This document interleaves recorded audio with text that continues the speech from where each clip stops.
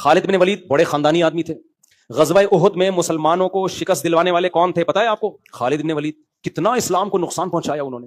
غزوہ احد میں 70 افراد خالد بن ولید اور ابو سفیان کی وجہ سے شہید ہوئے ہیں. اتنا زبردست زد پہنچائی ہے مسلمانوں کو. لیکن پیغمبر جانتے تھے یہ دونوں ہیں کیا؟ خاندانی.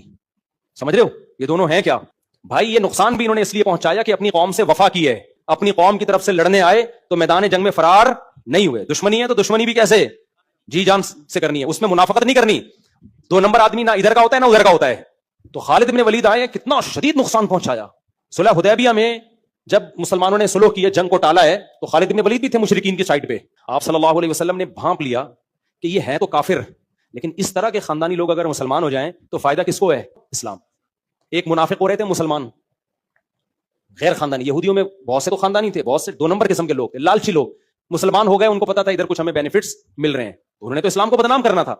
خالد بن ولید کا نبی کو پتا تھا, اور نبی یہ بھی جانتے تھے خاندانی آدمی تلوار کے زور سے مسلمان نہیں ہوتا, اس کی دشمنی بڑھے گی کم نہیں ہوگی.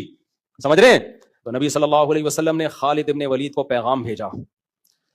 پیغام یہ بھیجا کہ خالد بن ولید جیسا سمجھدار آدمی ابھی تک مسلمان نہیں ہے, یہ ہمیں سمجھ میں نہیں آتا. او کما قال صلی اللہ علیہ وسلم, تم اتنے ذہین آدمی ہو, اتنے سمجھدار آدمی ہو, ابھی تک تم کافروں کے ساتھ کیسے ہو؟ پھر آپ نے فرمایا تم ہمارے ہاں ہوگے تمہیں عزت ملے گی.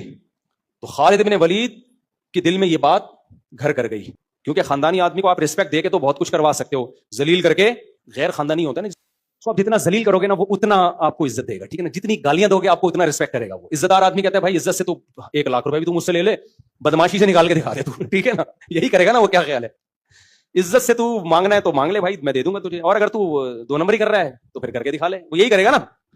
تو خالد بن ولید جنگ میں شکست ہوئی غزوہ بدر میں, اس شکست کے بعد بھی مسلمان نہیں ہوئے, کیونکہ مسلمان ہو جاتے اس کی علامت سمجھی جاتی بھائی یہ تو شکست سے ڈر گئے, قتل سے ڈر گئے.